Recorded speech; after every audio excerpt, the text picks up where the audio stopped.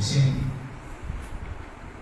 এই যে কার্তিক ব্রত, শ্রী শ্রী নিয়ম সেবা ব্রত বা দামোদর ব্রত,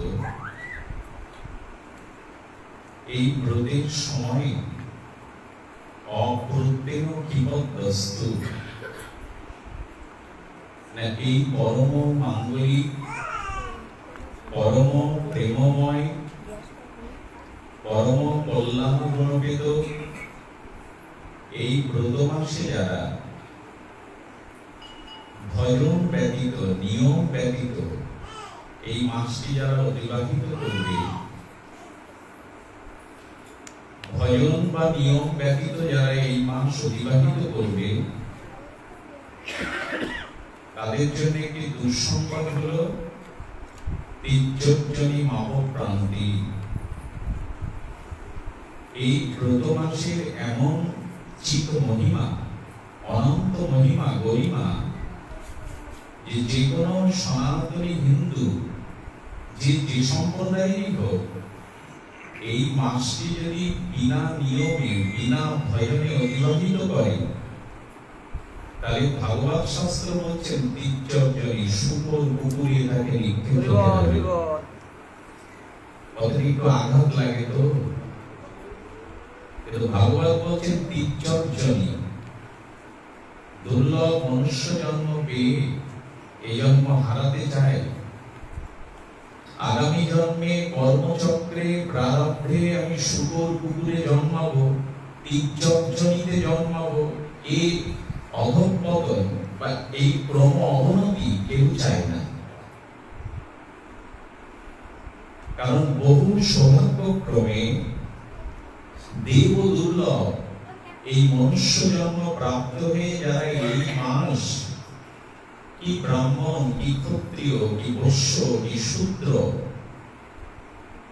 উচ্চ নিচ ভেদ না রেখে বলা হলো জাতি বর্ণ নির্বিশেষে সকল সনাতনী হিন্দুর এই মাসে অন্তত একটু বিনা ভজনে, বিনা নিয়মে সে যেন অতিবাহিত না করে। এই ব্রতের এমন দিব্য মহিমা এবং এমন তার গরিমা, এবং বলছেন সর্বধর্ম বহিষ্কৃত।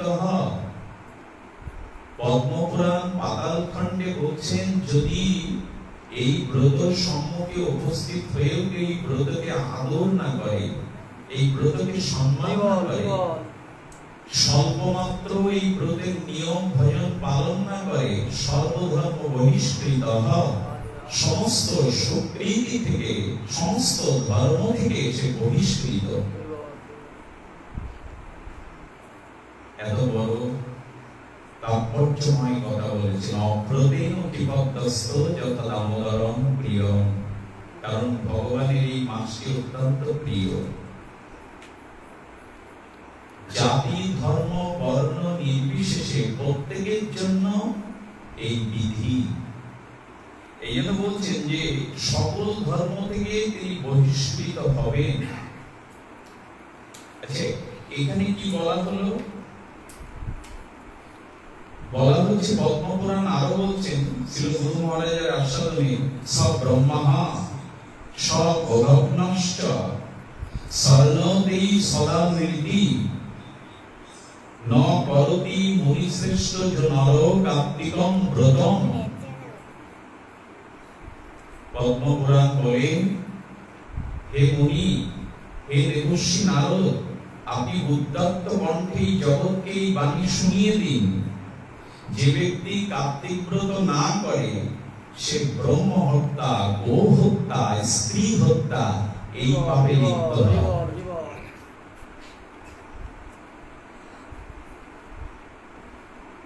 কাউকে ব্যথা দেওয়ার জন্য শাস্ত্র না। শাস্ত্র কাকে বলে? বহু বহু জন্ম কামনা, বাসনা, কৃষ্ণ বৈমুখ্য প্রবৃত্তির দ্বারা আমাদের স্বভাব নিম্নগামী, কাম ক্রোধমুখী।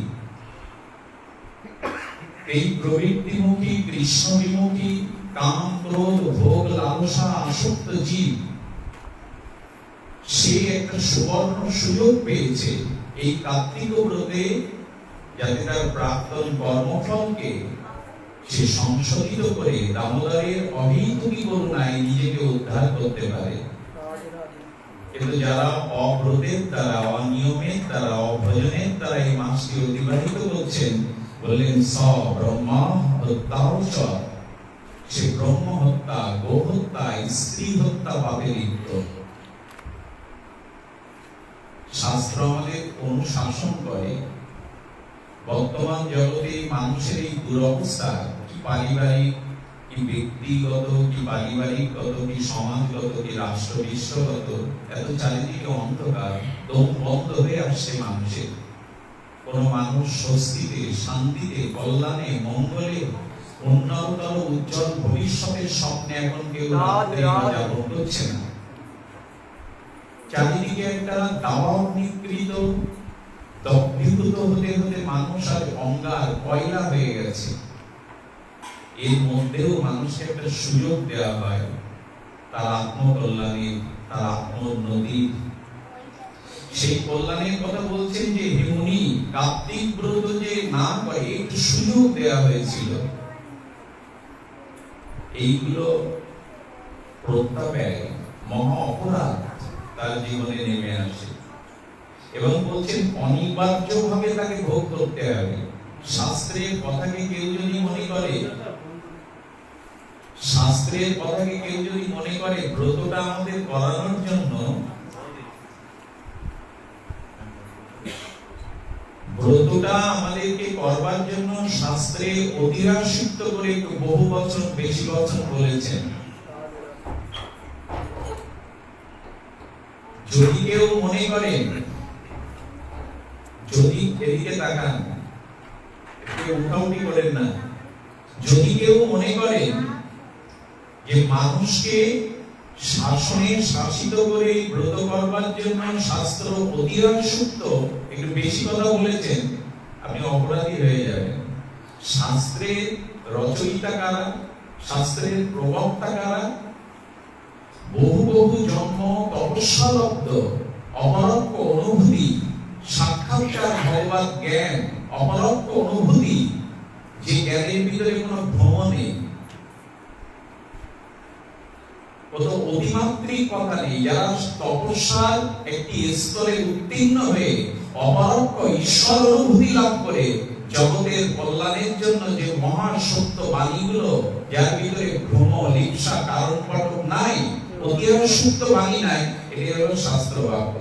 শাস্ত্র না মানলে শাস্ত্রের ক্ষমতা আছে আপনাকে শাসন করবার। আপনি শাস্ত্র না মেনে দেখুন, শাস্ত্রের ক্ষমতা আছে আপনাকে শাসন করবার।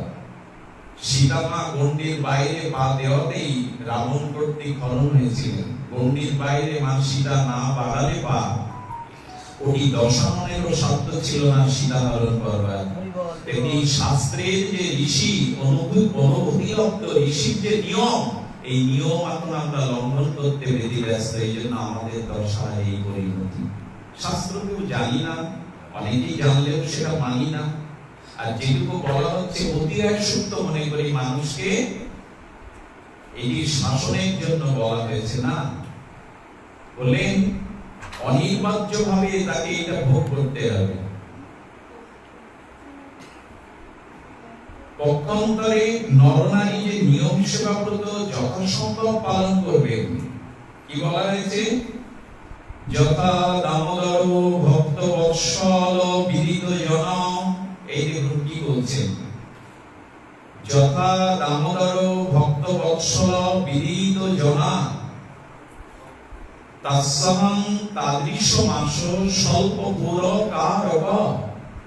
এখন প্রশ্ন হচ্ছে, তোমার এই ব্রত তুমি যেটা এরকম ফলোয়া করে বলছো, এত বড় করে বলছো, এই হবে তাই হবে, এই ব্রত কি, কিসের জন্য, এটা কিভাবে পালন করতে হবে, নিয়ম বা কি, এগুলো তো জিজ্ঞাসা। বলছেন যথা দামোদরং ভক্ত বৎসল বিদিত জনা। কে না জানে, কে না জানে যে ভক্ত বৎসল দামোদরের মহিমা।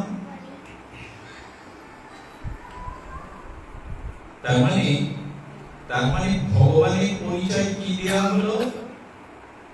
তিনি অনাদি, তিনি সর্বকারণের কারণ। তাকে কি বলা হলো? তাকে বলা হলো পূর্ণমদং পূর্ণমিদং পূর্ণাৎ পূর্ণমুদচ্যতে পূর্ণস্য পূর্ণমাদায় পূর্ণমেবাবশিষ্যতে। বেদ মাতা, বেদ মন্ত্রে, উপনিষদ, ব্রহ্মসূত্রে বলা হয়েছে তিনি পূর্ণ, পূর্ণমিদং পূর্ণমদং পূর্ণাৎ পূর্ণমুদচ্যতে। সেই নিরাকার, নির্গুণ, অখণ্ড ব্রহ্ম যিনি, যার ভেতর নাই বাহিরে নাই, যার উঁচু নিচু নাই, সেই বস্তুকে কখনো বাধা যায়? বেদ মাতা গায়ত্রী ভগবানের পরিচয় দিতে গিয়ে বললেন তিনি অখণ্ড, তিনি নিরাকার, তিনি নির্গুণ ব্রহ্ম। বৃহত্তম তত্ত্ব হলো নির্গুণ ব্রহ্ম। তো আকাশকে কেউ রশি দিয়ে বাঁধতে পারে? তো এই বৃহত্তম অখণ্ড আকাশকে কেউ বাঁধতে পারবে তো রশি দিয়ে? আছে কি ক্ষমতা কারো? না। এরকম কোটি কোটি ব্রহ্মাণ্ডে যিনি অনন্ত বিভু, সেই নির্গুণ নিরাকার ব্রহ্ম, তিনি সগুণ সকাল মধ্যমাকার শিশু হয়ে মা যশোদার গোকুলে অঙ্গনে মা যশোদা তাকে খোপার সোনালী দড়ি দিয়ে বাঁধছেন। ভগবানকে বাঁধা যায়? অনন্ত বিভু বস্তুকে বাঁধা যায়? যিনি নির্গুণ তিনি সগুণ হলেন, যিনি নিরাকার তিনি আকার নিচ্ছেন, যিনি পূর্ণ তিনি আজ মধ্যমাকার শিশু হয়ে, অবশ শিশু হয়ে গোকুলে যশোদা অঙ্গনে আজ মা তাকে রঞ্জু দিয়ে, দাম মানে রশি দিয়ে তাকে বাঁধছেন। আকাশকে কি বাঁধা যায়? যার উঁচু নিচু, যার দৈর্ঘ্য প্রস্থ নাই। একটা বিন্দুকে কি করে বাঁধবেন আপনি? যার দৈর্ঘ্য নাই প্রস্থ নাই। সেই ভগবান আজ মা যশোদার বাৎসল্য প্রেমে বাধা পড়ছেন। ভগবানকে বাধা যায় কি? সর্বশক্তিমান তত্ত্ব কি রশি দিয়ে বাধা যায়? যে ভগবান ভক্তের ভব্য ভাবনা অভিমানে, ভক্তের ভক্তিতে মধ্যমাকার শিশু হয়ে মা যশোদার বাৎসল্য প্রেমে, মা তো বাঁধবেই, সন্তান বাঁধে না? উচ্ছৃঙ্খল বা ক্ষতি হয়ে যাবে। আজও গ্রাম বাংলায় দেখবেন মায়েরা আমাদের শিশুদেরকে পায়ে একটা শিকল দিয়ে বাঁধে, যাতে বারান্দা থেকে পড়ে, গ্রাম অঞ্চলে যারা বাস করে, যাদের ওই যে উঁচু বারান্দা আছে, মাটির বারান্দা, পড়ে গিয়ে তো হাত পা ভাঙবে। এই দুষ্ট চঞ্চল চপল সন্তানকে মা আজও পায়ে শিকল দিয়ে বাঁধে কিনা? তো যশোদা বাঁধলো, এতে আর মহিমা কি? ছেলেদের তো সবাই বাঁধে। আমাদের সন্তানকে বাঁধলে লীলা হয় না, কারণ আমাদের সন্তান জন্ম মৃত্যু জড় মাংস পিণ্ডের মধ্যে তত্ত্ব নাই। কিন্তু যাকে যশোদা বাঁধছে তিনি পূর্ণ ব্রহ্ম, সগুণ নিরাকার পরম ব্রহ্ম। ভক্তের অভিমানী তিনি মধ্যমাকার শিশু হয়ে মা যশোদার হাতে অঙ্গনে আবদ্ধ হচ্ছেন। আমাদের শিশুকে বাঁধলে কি দামবন্ধ লীলা হবে? স্বয়ং ভগবান আজ বাধা পড়ছেন না। ভগবানকে কেউ তো বাঁধতে পারে না, কিন্তু বাৎসল্য প্রীতিতে যশোদা মা বাঁধলেন। এই জন্য বললেন যথা দামোদর ভক্ত বৎসল। এই দেখো ভগবান কাকে বলে, ভক্ত বৎসল কাকে বলে, কারুণ্য কৃপা মূর্তি কাকে বলে। আর স্বয়ং ভগবান শিশুরূপ ধরে।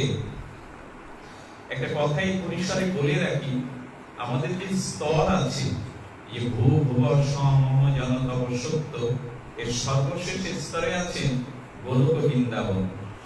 সেই গোলক বৃন্দাবন সবার উপরে, সর্বোত্তম ধাম গোলক বৃন্দাবনে। ওইখানে ভগবান শ্রীকৃষ্ণ কিশোর মূর্তি, ভগবানের বাল্য মূর্তিও নাই, কৌমার্য লীলাও নাই, জন্ম লীলাও নাই। নিত্য গোলক বৃন্দাবনে গোবিন্দ নিত্য কিশোর, রাধারানী নিত্য কিশোরী। তো যদি নিত্য কিশোর নিত্য ধামে হন ভগবান, তবে বৃন্দাবনে যে আবির্ভূত হলেন, শিশু রূপ ধরলেন। বলে নিত্য কিশোর শিশু হয় কি করে? বলে ভগবান বাধ্য হয়েছেন শিশু হতে। ভগবান কারো বাধ্য হয়? সর্বশক্তিমান যিনি, তিনি কারো বাধ্য হতে যাবেন কেন? ভগবান তো সরাট, বিভু, স্বাদী। বৈদিক শব্দে এরকম বলা হয়েছে, ভগবান হলো সরাট, বিভু এবং স্বাদী। তো সেই ভগবান মধ্যমাকার শিশু হতে যাবেন কেন? ক্ষুধার্ত ক্রন্দনরত মায়ের স্তন পান করবেন কেন? তিনি বা নন্দালয়ে কেন নবনীত চুরি করবেন? কেন বা ভীত সন্ত্রস্ত কম্পিত কণ্ঠে মাকে হাত জোড় করে বলবেন, মা বেদনা, মা দড়ি দিয়ে বেদনা। জ্যাঠাই মাকে ডাকছে, রোহিণী জ্যাঠাই মা, মা আমাকে বাঁচছে, তোমরা আমাকে দেখো। তো ভগবান যশোদার বাৎসল্য প্রীতিতে, নন্দ বাবার বাৎসল্য শুদ্ধ প্রীতিতে তিনি কিশোর মূর্তি হলেও শিশু রূপ নিয়ে যশোদার কোলে আসতে বাধ্য হয়েছেন। ভক্ত এইভাবে চেয়েছিল বলে। ভক্তিতে ভগবান বশ হন। তো স্বয়ং ভগবান কিশোর মূর্তি পরিগ্রহ করে ভৌম বৃন্দাবনে মায়ের কোলে শিশু রূপ নিতে বাধ্য হলেন ভক্তের ভক্তির দ্বারা। ভক্তিতেই কেবল ভগবান বিবশ হন। ওইখানে ভগবানের শক্তি নিজ মুখেই বলেছেন, অহং ভক্ত পরাধীন। আমি একটা জায়গায় পরাধীন, আমার ভক্তের ভক্তির কাছে আমি স্বাধীন নই, ওইখানে আমি পরাধীন। এটা ভগবানের ভক্ত বাৎসল্য গুণ। জ্ঞান কর্মের দ্বারা ভগবান বশীভূত হয় না, একমাত্র শুদ্ধ ভক্তির দ্বারা ভগবান বশীভূত হন। সেই শুদ্ধ ভক্তির দ্বারা ভগবানকেও শিশু রূপ নিতে বাধ্য করেছে। মা যশোদা চেয়েছে তাকে সন্তান রূপে। ভগবান, তোমাকে আমি চাই সন্তান রূপে। তুমি ক্ষুধার্ত কাতর হয়ে আমার কোলে স্তন পান করবে অমৃত, আমি তোমাকে ভৎসনা করব, শাসন করব। সেই ভগবান আজ তার ভগবানত্তা ভুলে তিনি পরিগ্রহ করেছেন কি রূপ? মধ্যমাকার শিশু। তো সেই অচিন্ত ভগবানকে যদি রঞ্জু দিয়ে মা যশোদা বাঁধতে পারেন, তা এখানে বলা হচ্ছে কি, যথা দামোদর ভক্ত বৎসল, ভগবানকে ভক্তির দ্বারা বাঁধা যায়, এটি জগতে প্রথম প্রমাণ করলেন মা যশোদা এবং দামোদর রূপী ভগবান কারুণ্য ঘন কৃষ্ণ। এর আগে ভগবানকে কেউ বাঁধতে, দুর্যোধনও চেষ্টা করেছিল। দুর্যোধন তার রাজ ক্ষমতা দিয়ে কৃষ্ণকে বন্দী করতে চেষ্টা করেছিল, কিন্তু পারেনি। ভগবান হলো অধরা, তাকে ধরা যায় না, তিনি ধরা দিলেই তবে তাকে ধরা যায়। আমাদের দেশে বন্ধন আর বৃন্দাবনের বন্ধন এক নয়। আমরা মায়ার দ্বারা বন্ধনে আবদ্ধ, আর বৃন্দাবনে ভগবান প্রেমের দ্বারা আবদ্ধ, ভক্তির দ্বারা আবদ্ধ। তো সেই ভক্তবৎসল ভগবান বিদিত জনা, কে না জানে যে যশোমতী মা গোপালকে বেঁধেছিলেন? এ কথা তো সকলেরই জানা। তো বলা হচ্ছে, যদি জানা থাকে তাৎসং তাদিসং মাস। এই দেখুন কেন এই মাসের বাই ব্রতের এত মহিমা।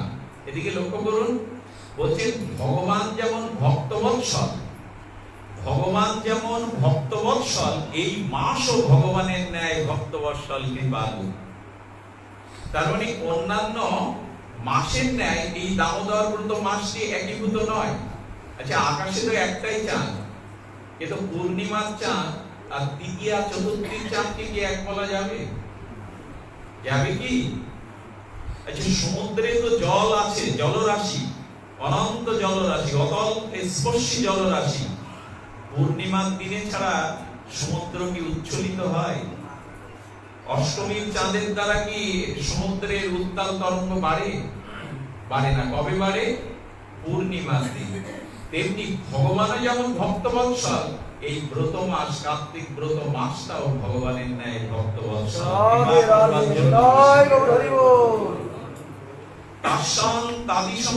স্বল্প পুরকারক, এই মাসে যারা নিয়ম পূর্বক, শাস্ত্রের নিয়ম পূর্বক ব্রত উদযাপন করতে পারবে না, তারা যেন স্বল্প পরিমাণ আচরণ করে। একটু আগে বলছিলাম এই পাপ সেই পাপ। আপনারা যারা একাদশী থেকে ব্রত করেননি, আগামীকাল পূর্ণিমা থেকে তারা ব্রত করতে পারেন। যারা বলবেন এই নিয়ম পালা আমার পক্ষে সম্ভব নয়, আমি তাদের জন্য আশার বাণী শোনাতে পারি। ভাগবতের শ্লোক মহারাজ বললেন, স্বল্পমা পুরকারক, তারা যেন অল্প মাত্র এই মাসটাকে সম্মান করে। আপনারা শুনলে অবাক হবেন, প্রত্যেক ধর্মের মধ্যে এই মাসটা আসে। মুসলিমদের আছে রমজান মাস, আত্মশুদ্ধির মাস, তারা এটা পালন করে। খ্রিস্টানদেরও আছে এটা, বৌদ্ধদেরও এক মাস তারা এটি পালন করে। হিন্দু দেশে আমাদের এমন দুর্ভাগ্য আমাদের সনাতনী হিন্দুদের নরনারীর কাছে জিজ্ঞাসা করলে বলে আমি চৈত্র মাসে মাছ খাইনি, চৈত্র মাসটা বাঁচি। কেউ বলে আমি বৈশাখ মাসটা খুব বাঁচি। আসলে আত্মশুদ্ধির মাস হলো এই দামোদর ব্রত মাস, কার্তিক। অন্যান্য মাসগুলোর মহিমা থাকতে পারে, কিন্তু ভাগবত নির্দিষ্ট, শাস্ত্র নির্দিষ্ট আত্মসংযমের ভজনের মাস হলো এই দামোদর ব্রতের মাস। বলে স্বল্প মাত্র পুরকারক, কেউ যদি সামান্য পালন করে, সেই সামান্যটুকু বলি যারা কাল থেকে শুরু করতে পারেন, যারা সংকল্প করেননি কাল থেকেই শুরু করতে পারেন স্বল্প মাত্র। ব্রতের নিয়মে কি বলা হয়েছে, একটু পূর্ণাঙ্গ নিয়ম যদি বলি আমরা ভয় ধরে যাব। পূর্ণাঙ্গ নিয়ম হলো এই যে ক্ষৌর কর্ম করা যাবে না, এই নখ চুল ক্ষৌর কর্মগুলো করা যাবে না। এখানেই তো আপত্তি, আমি মাস্টারি করি, আমি ডাক্তারি করি, আমাকে অফিসে যেতে হয়, তাই তো। ক্ষৌর কর্ম করা যাবে না, খাটে শয়ন করা যাবে না, ভূমিতে শয়ন করতে হবে। ভগবানকে ভোগ লাগিয়ে সিদ্ধ মতো, যাতে কি কি খাদ্য নেই, যেখানে হলুদ নাই, যেখানে আপনার মশলা নাই, উগ্র কোনো মশলা, যেখানে আপনার গরম মশলা দিয়ে নাই। আবার খাদ্যের মধ্যে বলা হয়েছে বেগুন নেওয়া যাবে না, পটল নেওয়া যাবে না, সিম নেওয়া যাবে না, লাউ বৈশাখ আদি নেওয়া যাবে না, শাক আদি নেওয়া যাবে না। এরকম করে একবেলা ভগবানকে ভোগ লাগিয়ে পেতে হবে। আর আপনাকে প্রাতঃ স্নান করতে হবে, অর্থাৎ 3:30 পর আপনাকে স্নান করতে হবে, ভগবানের মঙ্গলারতি দিতে হবে। এই মাসে যে ভজনটা করবেন সেটা নিয়মিত ভজন করতে হবে, নিয়মিত দামোদর স্তব পাঠ করতে হবে, নিয়মিত বৈষ্ণব সঙ্গে হরিকথা শ্রবণ কীর্তন করতে হবে, ইত্যাদি ইত্যাদি। এটা আমাদের পক্ষে, সকলের পক্ষে সম্ভব নয়। আপনাদের জন্য স্বল্প পরিমাণে যেটা বলা হলো, এই মাসটা নিরামিষ খান, দয়া করে ভোগ টোক লাগানো সম্ভব অনেকের পক্ষে না। আপনারা এই মাসটা অন্তত আমিষ আহারটা, এইটা আপনাদের পক্ষে সম্ভব, এইটা আপনার পক্ষে সম্ভব। 1 নম্বর হলো আপনি একটু নিরামিষ খান এই মাসটা, হাটে বাজারে, বাড়ি আবার নিরামিষের নাম করে বাজারে খেয়ে ফেলেন না, নিজেকে ফাঁকি দেওয়ার কোনো মানে নেই। আমার অনন্ত জন্ম যিনি জানেন, ভবিষ্যৎ দ্রষ্টা ভগবান, তাকে তো ফাঁকি দেওয়া যায় না। অনেকেই আছে বাড়িতে মানলো না, সে তো নিয়ন্ত্রণ করতে পারে না, নিজেকে বাজারে খেয়ে নিল। বললেন এই মাসটা একটু নিরামিষ খেতে হবে, আর নিয়ম পূর্বক একটু ভজন করতে হবে, প্রাতঃ স্নান। এটা যদি সম্ভব না হয় একটু ভজন করুন, 8 মালা করে প্রতিদিন করবেন, হরিনাম মালাটা করবেন। আর বলছেন বৈষ্ণব সঙ্গে হরি কথাটা শুনতে হবে। তো কোথায় পাবেন বৈষ্ণব প্রতিদিন, কোথায় হরি কথা পাবেন? এই জন্য এই মাসটা প্রায় জায়গায় মাসব্যাপী হরি কথা হয়। যদি না পান তাহলে একটু গীতা বাংলাও পড়বেন, শ্রবণ যদি না করতে পারেন তাহলে একটু পাঠ করবেন। বাংলাতেই গীতার 2 করে শ্লোক পাঠ করলে কি দাঁড়ালো? তাহলে প্রতিদিন হরিকথা শ্রবণ বা শাস্ত্র পাঠ, একটু নিরামিষ আহার, আর কি বলা হলো, একটা করে দীপ দান দিতে হবে, আকাশ প্রদীপ দিতে হবে 1টা করে। এইটুকু কিন্তু আপনাদের নরনারী সবার পক্ষে সম্ভব। যদি বলেন না এইটুকু সম্ভব না, তাহলে কিছু করার নাই, শাস্ত্রের কিছু করার নাই, ভগবানেরও কিছু করার নাই। যদি এইটুকু অপারগ হন, একটু নিরামিষ, একটু সন্ধ্যাবেলা আকাশ প্রদীপ, আর একটু নিয়ম পূর্বক হরিকথা শ্রবণ কীর্তন ভজনে, যেটা করবেন নিয়ম করে করবেন। আচ্ছা, নিয়ম সেবা বলা হলো কেন? এই মাস বাদে কি আর ভজনের নিয়ম থাকে না? নিয়ম সেবা মাস বলা হলো, তাহলে এই মাস অতিবাহিত হলে কি ভজনের আর নিয়ম থাকে না? বলে নিয়ম থাকে। আমরা তো নিয়ম মানি না, তাই একটা মাস আমাদেরকে একটা নিয়মের গণ্ডির মধ্যে একটু সংযত করবার জন্য সুযোগ হয়ে এই মাসটা আসে, যে 1 মাস তুমি যদি একটু নিয়ন্ত্রিত ভজন করো, তাহলে অন্য মাসগুলোতে এই অভ্যাসটা চালিয়ে যাবে। সারা বিশ্বব্যাপী এই ব্রতের জন্য সারা বিশ্বব্যাপী একটা জাগরণ ঘটেছে। আমি জানি না সোনাবাড়িয়ার অবস্থা কি, পারলে কাল থেকে এইটুকু করুন, এই মাসটা বিনা ভজনে, বিনা নিয়মে অতিবাহিত করবেন না। সে যে জাতিরই হন, যে সম্প্রদায়ের হন, যে মতের দীক্ষিত হন, এই মাসটাকে একটু ভজনের দ্বারা আমাদের অতিবাহিত করতে হবে। শুধু ভক্তগণ, সার্বিক পরিস্থিতি ভালো না, সেটা আমাদের সার্বিকভাবেই ভালো না, আমরা সময় বেশি নিতে পারবো না, একটু দামোদর প্রভুদের যখন মহিমার কথা আমরা আস্বাদিত করলাম, চলুন একটু দামোদর প্রভুদের মহিমা আমরা আস্বাদন করি। নমামি ঈশ্বরং সচ্চিদানন্দ রূপং লসত কুণ্ডলং গোকুলে ভাজমানাম। এই গোকুলে ভাজমানাম শব্দটার একটি অংশে আজ আমরা একটু আলোচনা করব। প্রভুদের একটু নিয়ম মনে হয় বলা হলো, একটু যে পারেন, যা হৃদয়ে মনে হবে যেটি করা প্রার্থনীয়, এটি করা আমাদের একান্ত অপরিহার্য, তারা যতটুকু পারেন স্বল্পমাত্র পালন করলে রাধা দামোদর ভক্তবৎসলের অপার করুণা সিক্ত হবে না। শুধু ভক্তগণ, লসত কুণ্ডলং গোকুলে ভাজমানাম। শ্রী গোবিন্দ গোকুলে যখন তার কৌমার লীলা আবিষ্কার করলেন, তখন ব্রজবাসী মায়েরা কি করেন? ব্রজবাসী প্রত্যেকটি মা তারা গৃহদুয়ারে গোপালের জন্য প্রতীক্ষার জন্য দরজাটা একটু খুলে রাখে। তো মর্মান্তিক সত্য হলো, এই ভজনটা আমাদের জানতে হবে। ব্রজবাসী মায়েরা তাদের বাৎসল্য প্রীতে নন্দরানী নন, ভাগ্যবতী নন্দরানী শুধু নন, যশোদা মা নন, প্রত্যেকটি ব্রজ গোপী রমণীগণ তারা ঘরের মধ্যে ননি, নবনীত, ক্ষীর, মাখন এইগুলো ভাণ্ড সাজিয়ে রেখে গোপালের জন্য অপেক্ষা করে। আমরা করি তো? আমাদের গৃহে ভগবানের জন্য অপেক্ষা আছে তো? গোপালের জন্য তার অপেক্ষা করেন কিরকম করে? পূজারী যখন ভগবানকে ভোগ লাগায়, তখন চোখ বন্ধ করে কিভাবে জানেন? এই মহাপ্রভু এলো, এই নিদায় চাঁদ এলো, সুবাসিত জলে তাদের চরণটা প্রক্ষালন করে এই আসনে বসলো, আমার দেওয়া নৈবেদ্য নিবেদন এই বুঝি মুখে তুললাম, দেখছি সেবক ভগবানকে ভোগ লাগিয়ে মনে মনে স্মরণ করে দেখছে এই মহাপ্রভু বসলো, এই নিতাই চাঁদ এলো, এই বুঝি মুখে দিল, এইগুলো স্মরণ করছে, এই আহার করলে, এই আমি তাকে আসমন করিয়ে দিলাম। ভোগ লাগালে, মন্ত্র বললে কি ভগবান গ্রহণ করে? মানুষের অপেক্ষা প্রতীক্ষা করতে এই বুঝি তিনি এলেন। তো ব্রজ মায়েরা প্রত্যেক ঘরে গোপালের জন্য নবনীত সাজিয়ে, ভাণ্ড সাজিয়ে তারা প্রতীক্ষা তৃষিত চাতকের মতো পথের দিকে চেয়ে থাকেন, এই গোপাল এলো। এই ভাবতে ভাবতে গোপীমারা কি করে জানেন? গোপীমারা চোখ বন্ধ করে, চোখ বন্ধ করে ভাবলো এই গোপাল এলো, এই নবনীত ভাণ্ড খেলো, কিছুটা ছড়ালো, কিছুটা বানর হনুমানকে দিল, এই বুঝি দৌড়াচ্ছে, মনে মনে এরকম ভাবছে বসে বসে। এই ভাবতে ভাবতে ভাবতে ভাবতে ওই চোর এলো, ওই গোপাল এলো, এই ভাঙলো, এই খেলো, ওই যে দৌড়াচ্ছে, ওই দৌড়াতে করতে উনিও পিছনে পিছনে দৌড়াচ্ছেন। আসলে কিন্তু মনে মনে ভাবছিলেন, মনে মনে প্রতীক্ষা করছিলেন, কিন্তু ওই গোপাল এলো, দৌড়াচ্ছে, এই দৌড়াতে তো গোপাল, এই গোপাল দ্বারা, গোপাল দ্বারা। এক বৃদ্ধ ব্রজ গোপ তিনি বলছেন, মা দৌড়াচ্ছ কেন? তোমার সামনে তো কেউ নেই। বললো তাই নাকি? চোখ তখন বলছে তাই নাকি? আমি ভেবেছিলাম গোপাল আমার নবনীত খেলো, ভাণ্ড ভাঙলো, আমি তাকে একটু ধরে নাচাবো, গাওবো বলে, ওর পিছনে ধরবো বলে দৌড়াচ্ছি, ও তাহলে গোপাল আসেনি। কতটা মনোনিবেশ! এই হলো ভজন। তিনি আসেননি, তার আসবার প্রতীক্ষা করতে করতে কোথায় হারিয়ে গেছেন?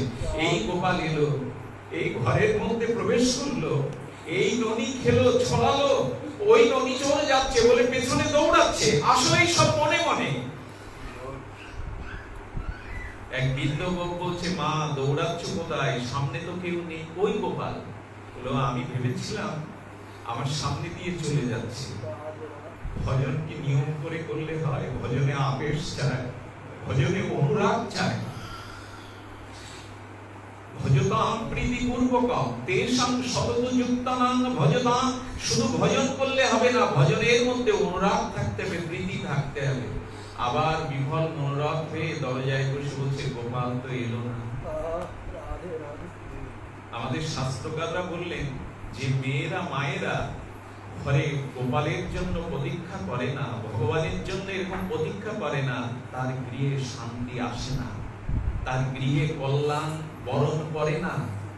মেয়েদের, মায়েদের অন্তত ভগবানের জন্য কিছু উপাচার রাখতে হবে, একটা প্রতীক্ষা চাই, আমার ঠাকুর ঘরে গোপাল সেবা নেবে, এই প্রতিজ্ঞা যার হিন্দুর ঘরে ঘরে তেমন যা আছে খুব স্বল্প। আমাদের গৃহগুলো আমাদের ভোগ সম্পদে সাজানো। আমরা প্রতীক্ষা করি কখন আমাদের বাজার আসবে, আমাদের ভোগের সম্ভার আসবে। ভগবানের জন্য প্রতীক্ষা তো মেয়েরা মায়েরা যদি না করে, সেই গৃহটা অন্ধকার, সেই গৃহে আলো জ্বলবে না।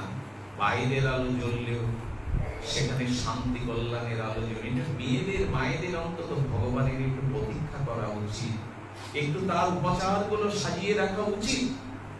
হ্যাঁ, ওই ভাবছে গোপাল কি আজ আসবে না, আমার কি দুর্ভাগ্য। জানেন, কোন ভক্তের আকুল আহ্বানকে ভগবান উপেক্ষা করতে পারে না। যদি কোন ভক্তের আকুল আহ্বান ভগবানের জন্য হয়, ভগবান অপেক্ষা করতে পারে না, আজও পারে না। সেদিনও পারতেন না, আজও পারে না। যদি কোন ভক্তের উৎকণ্ঠিত ব্যাকুল চিত্তে ভগবানের জন্য কেউ প্রতীক্ষা করে, তাকে আসতেই হবে। ভগবান এসে হাজির। তো সেদিন কিভাবে এসেছেন? গোপাল একা এসেছেন। গোপাল একা এসেছেন কেন জানেন? যার ঘরে চুরি করবে, ভগবান কৌমার্য লীলায় যার ঘরে ননি চুরি করবে, সে খুব চালাক, সেই ব্রজমা খুব চালাক। এই জন্য ওর বন্ধুদের আনেনি, সখাদের আনেনি। আনেনি কেন জানেন? যে সখাগুলো চালাক না, তাদের রেখে এসছে। কারণ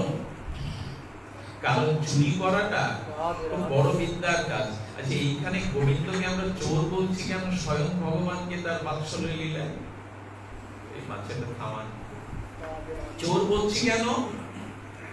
আচ্ছা, গোবিন্দকে চোর বললে, ভগবানকে চোর বললে আপনারা মেনে নেবেন তো? না, পৃথিবীর সব থেকে বড় চোর গোবিন্দ। কেন জানেন? উনি বলছেন, তোমরা এত হরিকথা শোনো, এত ভাগবত কথা শোনো, এত দুঃখ মায়ায় আক্রান্ত হয়ে এত জন্ম মৃত্যু জরাব্যাধি ভোগ করো, তবুও তোমাদের স্বভাব শুধরায় না। আমার কথা কি আপনারা শুনছেন? বলছেন যে অনন্ত জন্মের পাপ রাশিকৃত হৃদয়ে, অনন্ত জন্ম ভগবত বিমুখতায় শাস্ত্র কথা সাধু কথা তোমাদের মনে ধরে না। সব এখন মানুষের এই শুনেও বদলায় না কেন জানেন? এত হরি কথা শুনছে, এত হরিনাম শুনছে, এত ভাগবত পাঠ শুনছে, বলে অনেক জন্মের পাপ রাশিকৃত হৃদয় অশুদ্ধ থাকলে সাধু কথা ওইখানে কাজে আসে না। যেমন আকাশে মেঘ থাকলে সূর্যের কিরণ বা চন্দ্রের কিরণ প্রতিভাত হতে বাধাগ্রস্ত হয় কালো মেঘ দাঁড়ালে, তেমন অনেক জন্মের পাপ মলিনতা হৃদয়ে থাকলে সাধু কথায় তাদের কোনো পরিবর্তন এই জন্মে কেন কোটি জন্মও হবে না। হৃদয়ে যাদের অপরাধ পাপ এই মলিনতা গুলো আছে, ওইগুলো আড়াল করে দেয় সাধু কথা ওখানে। আচ্ছা, জলের ভিতরে যদি একটা লোহার শলাকা দেওয়া হয় তরল জলের মধ্যে, ও বিনা বাধায় শেষ পর্যন্ত চলে যাবে না? কিন্তু ওই জলটা যখন শীতলীকরণে বরফ হবে, তখন তারে কাটা বা কোনো একটা শলাকায়া দিলে ওর ভিতরে প্রবেশ করবে তো? বরফের উপর দিলে, জলে ছেড়ে দিলে জলটা তরল, এই জন্য বিনা বাধাতে সে তলে চলে যায়।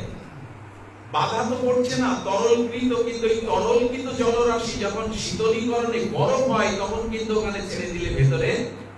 তেমন যার হৃদয়ে অনন্ত জন্মের পাপ দুর্বাসনা কুসংস্কার রয়েছে, স্বয়ং ব্রহ্মা এসেও তাকে হরিকথা বললে তার কোনো পরিবর্তন হবেই না। এই হলো এর তাৎপর্য। হৃদয়ে আবর্জন বলে এটা যাবে কি করে? বলো হরিনামের দ্বারা যাবে, সাধুগুরু বৈষ্ণবের সেবার দ্বারা যাবে, ভজনের দ্বারা যাবে, চেত দর্পণ মার্জনাম, এগুলো হরিনাম করতে করতে করতে করতে যাবে। তবে হরিনামেরও বিধি আছে, নিয়ম আছে, আমাদের আলোচনার প্রসঙ্গ সেটি নয়। কি বলা হলো না, আমাদের অনন্ত জন্মের চিত্তটা ভগবতমুখী যেতে চায় না। জলটা যেমন উপরের দিকে সহসা যায় না মোটর ছাড়া, নিম্নগামী, আমাদের মনটাও ভগবত ভজনের দিকে যেতে চায় না। যাই কি দেখবেন, আমি লক্ষ্য করেছি, এটা আমার বাড়িও হয়, মাঝে মাঝে বাড়িতে ভালো খাবার আয়োজন হলে জামাই মেয়ে আত্মীয় স্বজন আসলে সব একসাথে খেতে বসে, অথবা বাড়িতে কোনো সংকট উপস্থিত হলে পরিবারের সব সদস্যরা এক টেবিলে বসে, এই বসে আলোচনা করে। ভালো এটা জিনিস, একসাথে খাওয়া, একসাথে এগুলো পরিবারের সৌহার্দ্য সম্প্রীতি বজায় থাকে।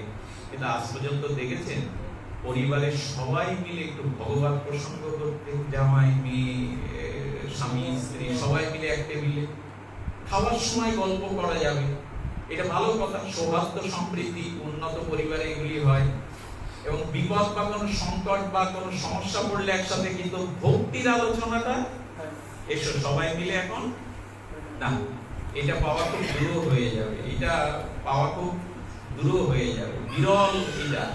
তা আমাদের ভক্তি চর্চাটা নাই। তাই গোবিন্দ চিন্তা করলেন ওদের মনটা তো আমার দিকে আসবে না, তাই আমি যদি জোর হয়ে ওর নিম্নগামী বিষয় অভিমুখী মনটাকে চুরি করে আমার চরণে নিয়ে আসি। এই জন্য গোবিন্দ কারো ঘরে চুরি করলে কি চুরি করেন তিনি? মন চোর, গোপী মন। কি বলা হলো কথা? গোপী মন চোরা। অর্থাৎ গোবিন্দ কি চুরি করেন? যে মনটা ভগবানের চরণে যেতে চায় না, ভজনে যেতে চায় না, ওই বিষয় বিমুখ মনটাকে গোবিন্দ চুরি করে তার চরণে নিয়ে আসেন। এই জন্য তিনি বিশ্ব চোর নামে খ্যাত। তার মুরলীর ধ্বনিতে তিনি তার অপরূপ রূপবাদনকে তিনি সবার মনটাকে চুরি করে নিজের কাছে আনছেন। আমার মনে হয় মাঝে মাঝে একটু প্রার্থনা করে বসি, হে মন চোর, হে হৃদয় চোর, আমার হৃদয় দুয়ার খুলে দিলাম, তুমি এসে আমার মনটা চুরি করে তোমার পাদপদ্মে নিয়ে যাও। আমার মন তো অনন্ত জন্মে তোমার চরণ অভিমুখে হবে না। তো গোবিন্দ তেমনি চুরি করার জন্য এসে থাকে, তার পায়ের নুপুরটা রুনুঝুনু করে বেজে উঠছে। গোবিন্দ বললেন, বারে বার বন্ধুদের বুদ্ধিকম বলে রেখে আসলাম চুরি করে, এখন আমি তো চোর, আমি যে চোর, আমি তো আমাকে ধরিয়ে দেওয়ার জন্য যথেষ্ট। আমার পায়ে যদি নুপুর বাজে, তাহলে এ তো নুপুরের ধ্বনিতেই চোরকে ধরে ফেলবে, আমি কত বোকা। আচ্ছা, ভগবান এরকম মনে করছেন কেন? বলে এখানে ভগবান টগবান নেই।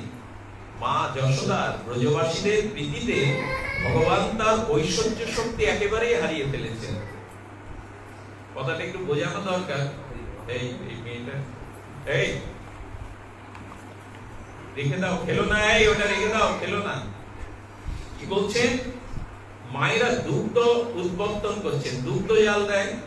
এখন দুগ্ধে ওই কড়াইয়ের মধ্যে বা পাত্রের মধ্যে যদি একটা তৃণ পড়ে, ঘাস পড়ে, তাহলে দুগ্ধটা উৎপত্তন হতে হতে একবার তৃণটা নিচে যায় আর একবার উপরে ওঠে। মাঝে মাঝে তাকে দেখা যায় কি যখন নিচে যায়, তেমন ভগবান তার বাৎসল্য ভক্তির কাছে উনি যে স্বয়ং সর্বশক্তিমান তত্ত্ব, এই ভগবানত্ব ঐশ্বর্য হারিয়ে এখন মানুষের মতো উনি শিশুর মতো আচরণ করছেন। তো উনি নুপুরটাকে বলছেন, এই নুপুরই আমাকে ধরিয়ে দেওয়ার জন্য যথেষ্ট। উনি নুপুরটা জোর করে ছিঁড়তে যাচ্ছেন। ভগবান নুপুর ছিঁড়তে পারছেন না, বারবার চেষ্টা করে নুপুরটা ছিঁড়তে পারছেন না। বলে, আমি নুপুর ছিঁড়তে পারছি না, আমি 6.5 দিনে পুতনাকে বধ করলাম, আর আমি নুপুর ছিঁড়তে পারছি না। নুপুর ছিঁড়তে পারছে না বিদায় নুপুর তখন গোবিন্দকে বলছেন, নুপুর তখন গোপালকে বলছেন, তুমি ভগবান হতে পারো, কিন্তু এই রশি ছিঁড়বার ক্ষমতা তোমার নেই। ভগবানের পায়ের নুপুর কথা বলতে পারে। কেউ যদি ভাবেন এটা অযৌক্তিক কথা, গল্প শোনাতে বসছি, ভুল হবে। ভগবানের চরণে যে নুপুর, ওটা চিন্ময়, জড় না, জড় না। এমনি এখন বাচ্চাদের পুতুল বেরিয়েছে দেখবেন, আমি মাঝে থেকে অবাক। আমার মেয়েটাকে কে দিয়ে গেছে, ও যা যা শব্দ বলছে পুতুল থেকে, সেই শব্দটা, এইটা যদি একটা যন্ত্রের সম্ভব হয়, তাহলে গোবিন্দের চরণে যে নুপুর, ওটা কথা বলবে না কেন? ওটা তো জড় না, ওটা চিন্ময়। গোবিন্দের অঙ্গে যা যা ওগুলো চিন্ময়, স্বয়ং ভগবানের উনি চিন্ময়। তো নুপুর তখন বলছেন, তুমি তো ছিঁড়তে পারবে না, ভগবান হলেও পারবে না কেন? বলো, মা যশোদা, তুমি রুনুঝুনু চরণ ধ্বনিতে ব্রজে ঘুরে বেড়াবে, তাই মা যশোদা খুব ভালো করে গীতটা দিয়েছে। মা যখন সন্তানের চরণে নুপুর পরায় না, দুষ্টুত চপল চঞ্চল তো, যাতে নুপুর খুলে না যায়, বেশ করে একটা গীত দিয়ে দেয়। নুপুর যেন বলছে, মায়ের বাঁধন খোলা যায় না গোবিন্দ। এই কথাটি অর্থ হলো এই, আজও কোন সন্তান যেন মায়ের ঋণ শোধের চেষ্টা না করে। মার যে অকৃত্রিম স্নেহবৎসল প্রীতি, এটা জগতে আজও কেউ কাটতে পারে না, ভগবানও পারেনি, তো আপনি আমি। কেউ যদি বলে আমি মাকে টাকা পাঠাই, কেউ যদি বলে মাকে আমি ভালো ভালো খাদ্য শাড়ি কিনে দিই, সে খুব ভুল করবে। মা ঋণ শোধ করবার কথা চিন্তা যদি কারো আসে, তাহলে আরো ঋণে সে জড়িয়ে যাবে। কোটি জন্ম ব্যাপীও মায়ের ঋণ এ পর্যন্ত কেউ শোধ করতে পারেনি, ভগবানও পারেনি। হঠাৎ কৃষ্ণের চোখে জল, সত্যিই তো নুপুর, মায়ের বাঁধন তো ছেড়া যায় না। দিল্লিতে মাঝে এক ভদ্রলোক আমাকে কল করে বলছেন ওইখানে কিছু লোক পাঠ শোনে, তার মধ্যে একজন ডাক্তার আছে, তিনি বললেন আমি অবাক হয়ে গেলাম দাদাজি, একটা মা তার অপারেশন হলো, প্রায় 13-14 ঘন্টা মেজর অপারেশন করা হলো। অপারেশনের পর তার যখন জ্ঞান ফিরল তখন তার সন্তান ওইখানে ছিল। সন্তান যাওয়ার সাথে সাথে মা ওর দিকে তাকিয়ে প্রথম কথা হলো দুপুরে খেয়েছিলি? এই কথা তো জগতে কেউ বলে না। তার জ্ঞান ফিরেই বলছেন তুই দুপুরে দুটো খেয়েছিলি। যারা হারিয়েছে তারা জানে এই বস্তুটা কি সম্পদ, যাদের আছে তারা অবহেলা করবেন না। এই জায়গাটাকে ঋণ শোধ করতে পারবে না জগতে, সে যেই হোক। স্বয়ং ভগবান নূপুরকে বলছেন আমি তোকে ছিঁড়তে পারবো না, মায়ের বাঁধন আজও আমি ছিঁড়তে পারবো না, তবে নূপুর তুই আমাকে একটু সহযোগিতা কর। নূপুরটাকে উপরে একটু দিয়ে দিলে তুই বাঁধিস না, রুনুঝুনু বাঁধলে তো আমি ধরা পড়ে যাব, রুনুঝুনু বাঁধলেই তো আমি ধরা পড়ে যাব। নূপুর তখন বলছেন আমি বাঁধবো না, তুমি ভেতরে যাও। গোবিন্দ যখন ভেতরে গেল তখন গোবিন্দকে দেখে ওরা একটু আড়ালে চলে গেল, ব্রজ মায়েরা তারা একটু আড়ালে চলে গেল। গোকুলে বিরাজমানাম, এইভাবেই গোবিন্দ লীলা করে চলেছেন। যেই বাইরে গেল গোবিন্দ বলছেন আমি আসলে কি দূরে যেতে হয়, আমি আসলে কি ঘর ছাড়া হতে হয়? আসলে গোপালে কি করে ওইটাই তো ওদের পূজা, ওইটাই ওদের আরাধনা। ওদের ঘন্টা বাজিয়ে ফুল ফল দিয়ে কোনো পূজা না। গোপাল আসবে, তাদের ঘরে খাবে, ছড়াবে, এইটাই ওদের আরাধনা। এই লীলাগুলো চিন্তা করতে হয়, এই লীলাগুলো আমাদের শরণাঙ্গ সাধনের মধ্যে আনতে হয়। গোপাল করেছে কি, গোপাল একটা বাচ্চা ছিল চিমটি কেটে দিয়েছে, ওকে কেউ দেখছে না বিদায় সবাই দূরে সরে গেছে। এখন বাচ্চা কাঁদলে মায়েরা কি আর বাইরে থাকতে পারে? দৌড়ে চলে এসছে। গোপাল তখন পালাবে না, সেই ভান্ডার নবনীত ভান্ডগুলো সাজানো ছিল, ওই ঘরে পালিয়েছে। গোপাল যেই ঘরের মধ্যে চলেছে সঙ্গে সঙ্গে ব্রজমা এসে বলতে ওই পালালো, ওই দেখ ঘরের মধ্যে। হ্যাঁ, বাচ্চাটাকে কোলে করে শান্ত করে বলছেন গোপাল কে, ঘরে কে? গোপাল বলছে না, বলে কে, ভান্ডার ঘরে কে রে? সচকিত হয়ে ভীত সন্ত্রস্ত। এটা যদি মনে করেন গোবিন্দের অভিনয়, ভুল করবেন। অভিনয় হলে এটা লীলা হতো না, অভিনয় হলে একে আমরা স্মরণ করতাম না। ভগবান ভগবানত্ব ভুলে গেছে। কম্পিত কলে বলে সতৃষ্ণ নয়নে বলছেন আমি গো আমি। ব্রজমারা বুঝতে তো পেরেছে কণ্ঠস্বর শুনে, বলে আমিটা কে গো? বলে আমি বলাই দাদার ভাই কানাই।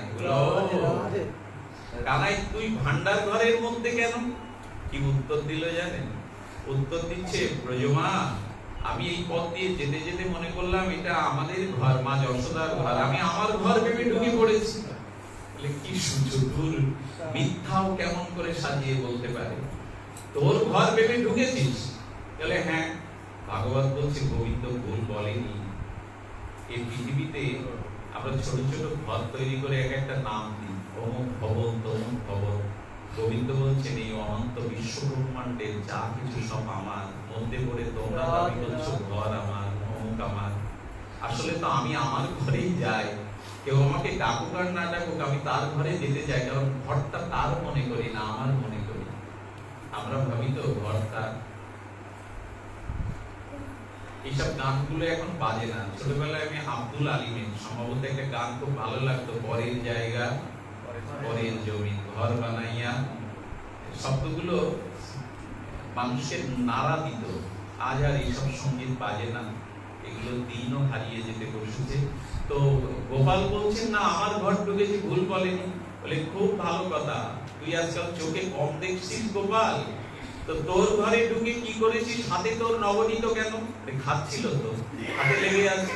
বলে হাতে নবনীত কেন? ঘরে ঢুকেছিস ভালো কথা।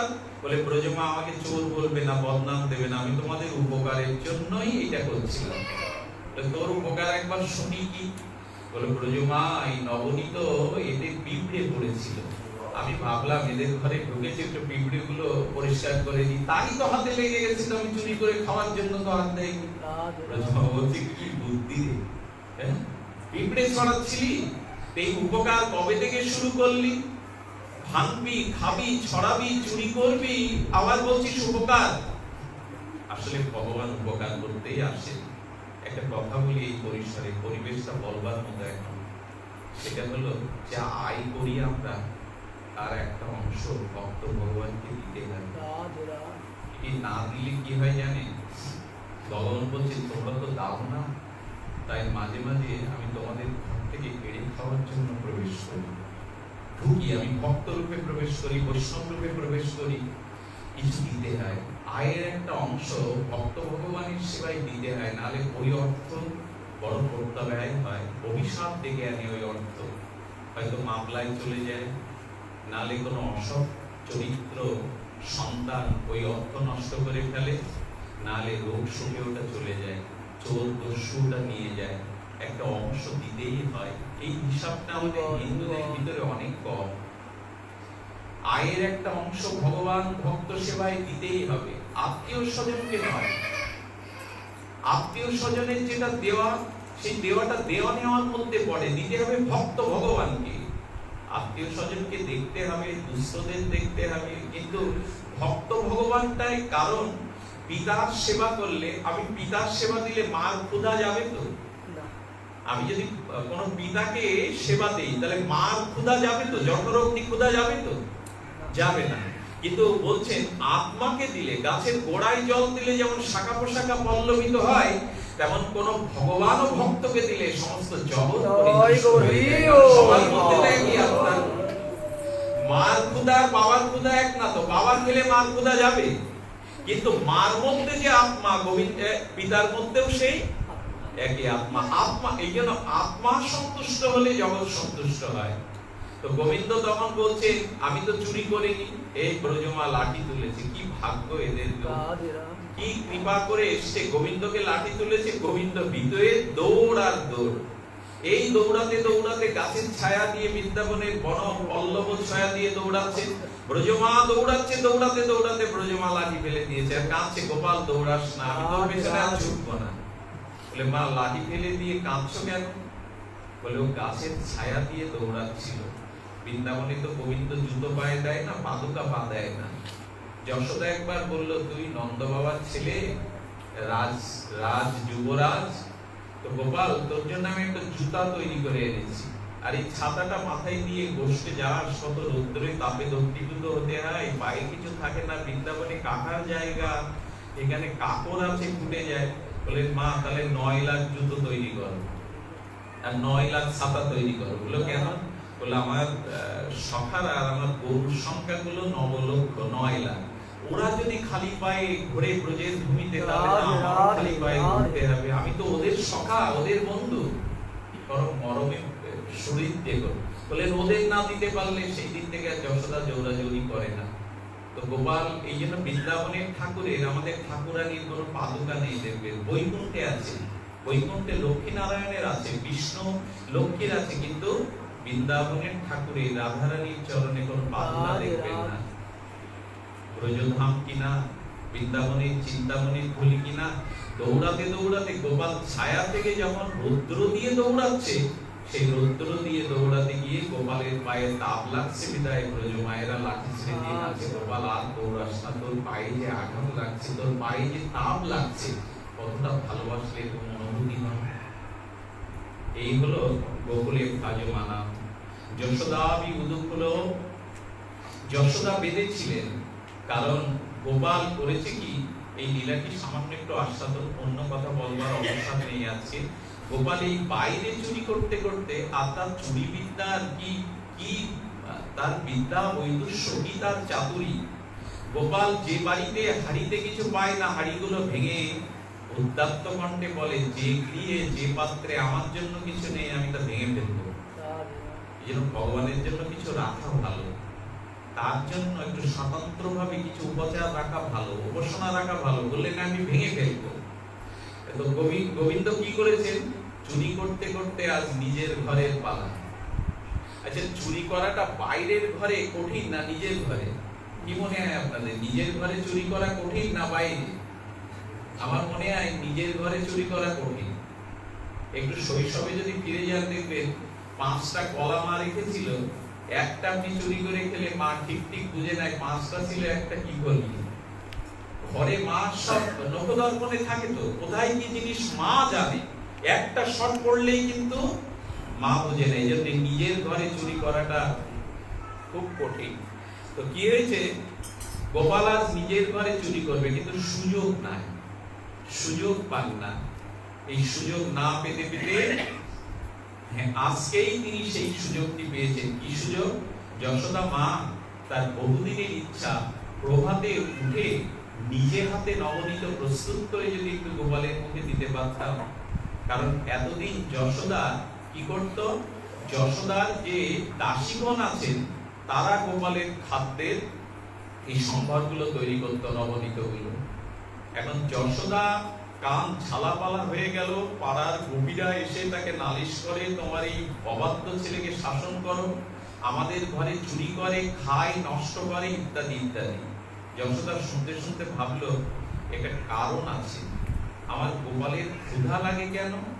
মনে হয় আমি হাতে করে তাকে খাওয়াই না, দাস দাসীরা খাওয়াই। মায়েদের একটা চিরন্তন স্বভাব কি জানেন, নিজ হাতে সন্তানকে সেবা না করাতে পারলে অন্য যতই সেবা করুক মন ভরবে না, মনে হয় আমার খোকার ঠিক ঠিক সেবা হয়। আমাদের সন্তানগুলো কেন এরকম বিগড়ে যাচ্ছে জানেন? আমাদের সন্তানগুলোর এই দুরবস্থা কেন জানেন? এর জন্য দোষী ওরা না। যে সংসারে স্বামী স্ত্রী দুইজন চাকরি করে, এই সংসারের সন্তানগুলো অনেক সময় নিঃসঙ্গ হয়ে পড়ে। তাদেরকে যাদের কাছে রেখে যাওয়া হয় ঘরে, সেই বুয়া বলেন, কাজের মহিলা বলেন, টিভি ছেড়ে দিয়ে, গেম খেলতে দিয়ে এরা একাকিত্ব হতে হতে বিধ্বংসী হয়ে ওঠে। এদের একাকিত্ব পুড়ে পুড়ে খায়। ঠাকুর অনুকূলচন্দ্র এই জন্য বলেছিলেন, যত সম্ভব দুইজন মেধা সম্পন্ন হলেও এইটা ঘরে বাইরে যারা চাকরি করেন তাদের সংসার জীবনে অনেক অনিষ্টতা আমি দেখেছি। এইটা একটা জায়গায়, হ্যাঁ, যারা বিদুষী, ইন্দিরা গান্ধীকে কি ঘর সংসারে রান্না করতে বসিয়ে দেওয়া যাবে? শেখ হাসিনাকে? এদের মেধা, এদের চিন্তা চেতনা অনেক উপরে, এদের জন্য ছাড় আছে। কারণ সব পাখি ঈগলের মতো আকাশের বহু দূরে যেতে পারবে না। হ্যাঁ, সব পাখি যেতে পারবে না।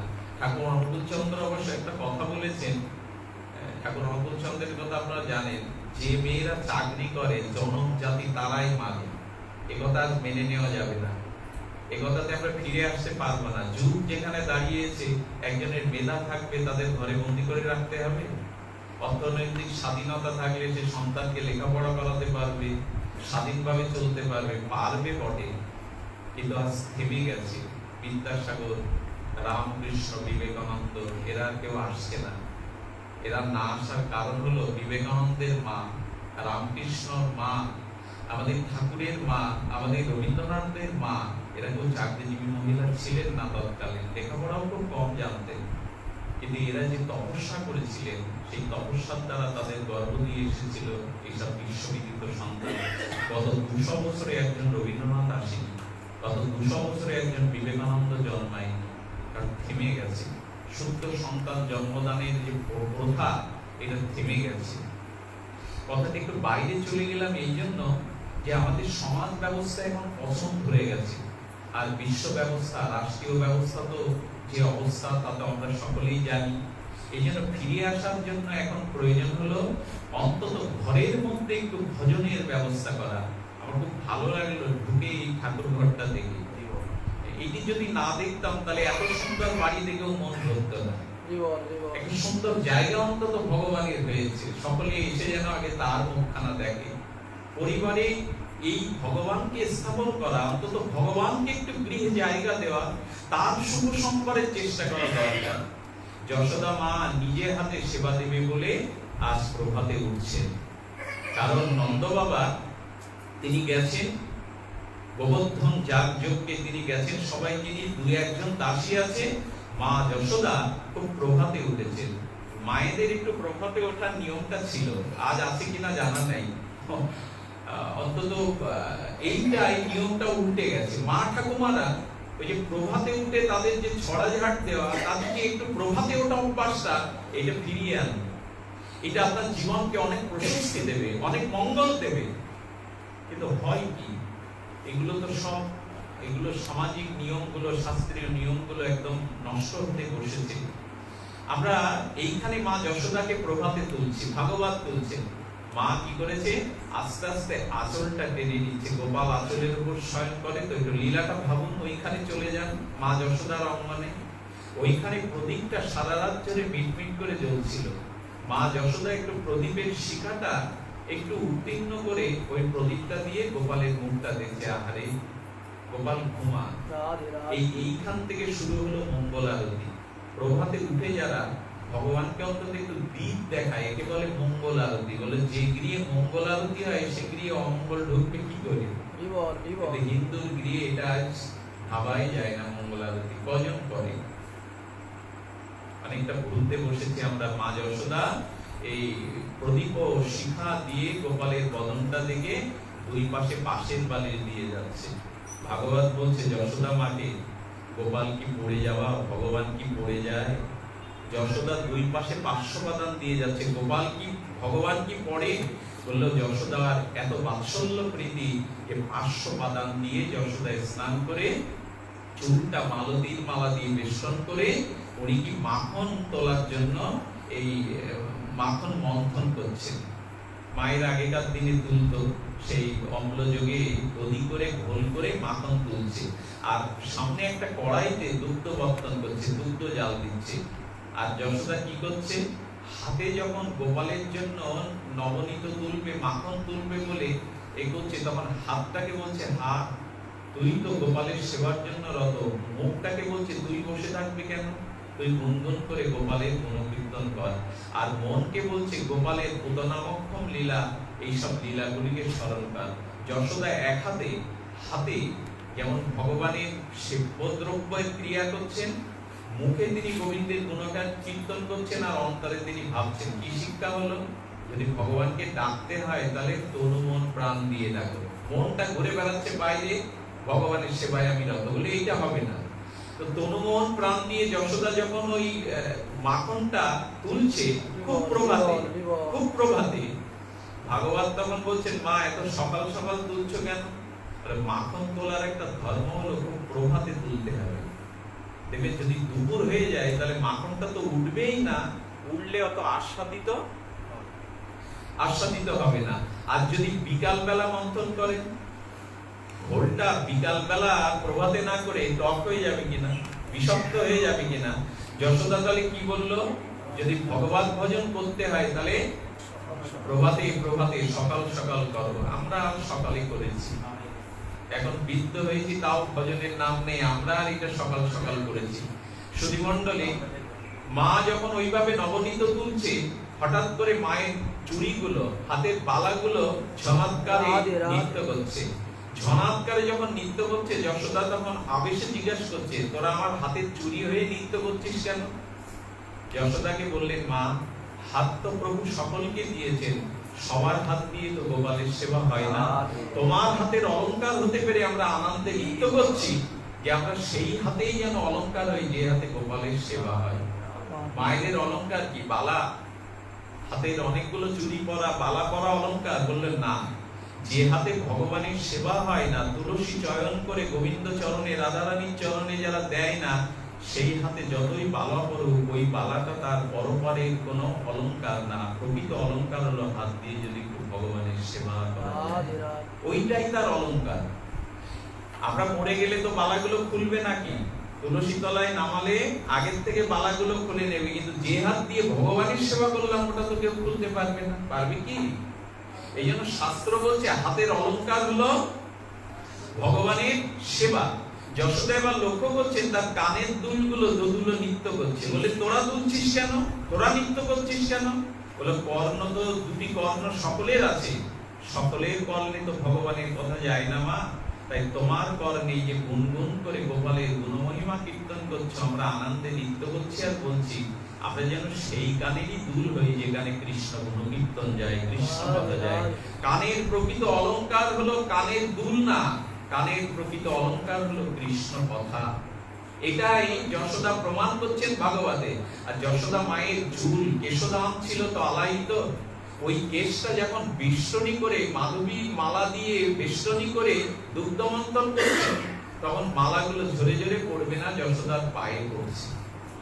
তো মালাগুলোকে বলছেন যশোদা, বাবা বেশি তোরা মাথায় ছিলি, তোরা পায়ে পড়ছিস কেন? তা বললেন, মা, যে মুহূর্তে কেউ গোবিন্দ চিন্তা করে, গোবিন্দের ভাবনা করে, সেই মুহূর্তে তার মাথায় কোনো বোঝা থাকে না।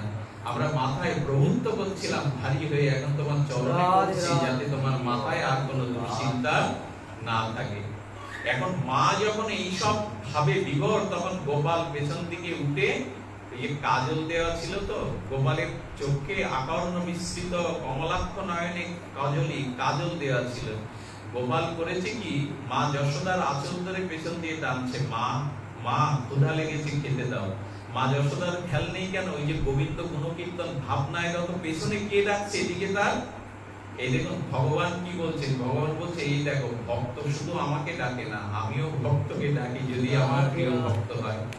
মা মা বলে কাঁদতে কাঁদতে কজল, মানে কাজলটা ধুয়ে টপ টপ করে জলটা বুকে পড়ছে, মার ওদিকে খেয়াল নেই। হঠাৎ করে মা পেছনে তাকিয়ে দেখে ক্রন্দনরত গোপাল। তুই কতক্ষণ? বলে, কখন থেকে ডাকছি মা। কেন রে, তুই এত ভোরে তো উঠিস না? গোপাল মনে মনে বলছেন, মন প্রাণ দিয়ে যে আমাকে ডাকে, আমি কি তার থেকে দূরে থাকতে পারি? আমি কি ঘুমাতে পারি? কথাগুলো বড় মার্মিক। যারা মন প্রাণ দিয়ে ভগবানকে ডাকে, ভগবান প্রমাণ করলেন আমি আর দূরে থাকতে পারি না, তার কাছে এসেই ধরা দেই। যশোদাকে বলছে, মা খেতে দাও। আত্মকাম পূর্ণকাম ভগবানের, ক্ষুধা নেই তৃষ্ণা নেই। ব্রহ্মা এই দিকে লিখলো, আমি বেদে ভুল লিখেছি। তোমার ক্ষুধা তৃষ্ণা নেই এটা লিখে দিয়েছি আমি আত্মকাম। এখন দেখছি ব্রজের ভগবান আলাদা, আমার লেখা ভুল হয়ে গেছে, কেন ভগবানের ক্ষুধা লাগে। মা যশোদা যেই অমৃত স্থান গোপালের মুখে দিয়েছে, কেমন আনন্দে মা দুটি স্তন, দুটি করপল্লব হাত দিয়ে দুগ্ধ পান করতে শুরু করেছে। সঙ্গে সঙ্গে সামনের কড়াইটাতে দুগ্ধ উৎপন্ন হয়ে পড়ে যাচ্ছিল। যশোদা মা তাড়াতাড়ি গোপালকে বলছে, নাম নাম, কোল থেকে নাম। আরে তোর জন্যই তো দুগ্ধটা জাল দিচ্ছিলাম, প্রজ্বলিত করছিলাম, দুগ্ধ নেমে যাচ্ছে। গোপালকে তাড়াতাড়ি কোল থেকে নামিয়ে কড়া নামাতে গেল। মার এই বিচারটা কি ঠিক হলো? স্বয়ং ভগবান বাৎসল্য থেকে যার স্তন পান করছে, মা তোমার একটু দুগ্ধ উৎপন্ন হয়ে পড়ে গেলে ক্ষতি কি কড়াই থেকে? তুমি একটু পরে নামাতে পারতেন না? বলে, যশোদার চিন্তা আমাদের মতো না। শুনে রাখুন, ভগবানের থেকে বড় হলো ভগবানের সেবা। ভগবানকে যা দিয়ে সেবা দেবেন ওটা ভগবানের থেকে বড়। এই জন্য মা যশোদা জানতেন, ওই দুধটা আমার গোপালের জন্য, ওইটা তার পুষ্টি তুষ্টি আনন্দ দেবে। তো গোপালের সেবার জন্য যে বস্তু, সে বস্তু নষ্ট করা যায় না। এই জন্য আমাদের এই শরীরটা ভগবানের সেবার জন্য। আমরা ভগবান সেবা ব্যতীত কাম ক্রোধে বাসনায় যে দেহটা ক্ষয় করছি না, এটা দেহের অপব্যবহার। এটা দেহকে যথার্থ মূল্যায়ন আমরা করিনি। তো মা যশোদা দুগ্ধটা লাভাতে গেলে গোপাল ঠোঁট কামড়াচ্ছে, রাগ হয়। বাসনা বাধা পেলে, কামনা বাধাগ্রস্ত হলে ক্রোধায়। গোপাল ঠোঁট কামড়াতে কামড়াতে একেবারে কি করেছে, একটা পাথরের নুড়ি নিয়েছে। পাথরের নুড়ি নিয়ে মা যশোদা নারায়ণের জন্য বা রাজখাজনা কংসকে দেওয়ার জন্য যেসব ননি ভাণ্ডগুলো সাজিয়ে রেখেছিল, মাটিতে ছাড়া তো দই আজও পাতা যায় না, ননি ভাণ্ডগুলো মাটিতে ভালো থাকে। গোপাল গিয়ে করেছে কি, উপরে বাড়ি দিতে শুরু করেছে পাথরের নুড়ি দিয়ে। কি, আমায় কোল থেকে নামানো, আমায় কোল থেকে নামিয়ে দুধ নামাতে যাওয়া। একবার ক্রোধে বিম্বধর অষ্ট কামড়াতে কামড়াতে ওই কলসির উপরে ঘাতিতে গেলে খনাট খনাট করে শব্দ হচ্ছে। গোপাল বলছে, এক্ষুনি তো ধরবে, ভাঙতেই আমাকে হবে, আজ আমি মার ক্ষতি করবই। ও করেছে কি, নিচের দিকে ঘা দিয়ে ভেঙে দিচ্ছে, নিচের দিকে ভরা কলসি তো বাজবে কম। এই নবনীত ভাণ্ড ভেঙে স্রোত বইয়ে দিল, আর ওর থেকে কিছু ননি হাতে করে নিয়ে দেখছে জানলার বাইরে বানর হনুমান ওদের ডাকছে, আজ আমি মার এই সব খাওয়াবো। বানরগুলো তাড়াতাড়ি ছুটে এসে গোবিন্দের দিকে তাকিয়ে কাঁদছে। বানর কাঁদবে কেন? কেন জানেন? পূর্ব লীলাতে প্রভু ছিলেন রাম। সেই রাম লীলাতে যে বানর হনুমান গুলো প্রভুর সঙ্গ পেয়েছিলেন, প্রেম পেয়েছিলেন, অনেক বছর অনেক কাল কেটে গেছে, তারা প্রভুর সঙ্গ পেয়ে কৃষ্ণকে দেখেই মনে পড়েছে তাদের তার লীলা। কৃষ্ণ বলছে, তোদের অনেকদিন হাতে করে খাওয়াইনি, আয় তোরা। এই জানলার রাস্তা দিয়েই ওই বানরদেরকে খাওয়াচ্ছে। এদিকে যশোদা দুগ্ধ নামিয়ে এসে দেখে সর্বনাশ, এখনো আধার কাটেনি। গোপাল গেল কোথায়? নিশ্চয়ই কোল থেকে নামাতে দুগ্ধ বঞ্চিত করে সে ক্রোধান্বিত হয়েছে, কোথায় গেল? এই আর পায় না। নন্দ ভবনে তো অনেকগুলো ঘর, রাজ পরিবার। এখনো সূর্যের আলো প্রকাশ হয়নি, আলো আধারিতে মা যশোদা খুঁজে পাচ্ছেন না। এই না পেতে পেতে দৌড়াচ্ছে মা যশোদা, কোথায় গেল, কোথায় কি পড়ে গেল, গোপালের কিছু হলো? এই সংখ্যায় চিন্তায় মা পদবী বিন্যাসে দ্রুত যাচ্ছে, কিন্তু পাবে কোথায়? ভগবান ধরা না দিলে ভগবানকে খুঁজে পাওয়া যায়? সঙ্গে সঙ্গে মা যশোদা দেখছে ওই যে ননি ভেঙেছে না, দধি ভাণ্ড ভেঙেছে, গোপাল পালাতে গিয়ে ওই ননি ভাণ্ডের পায়ের ছাপের চরণ চিহ্নটা এগিয়ে গিয়ে বলেছে, বললেন এই তো পেয়ে গেছি, ও কোন ঘরে আছে, ওর পায়ের ছাপ থেকে মা এগোচ্ছে।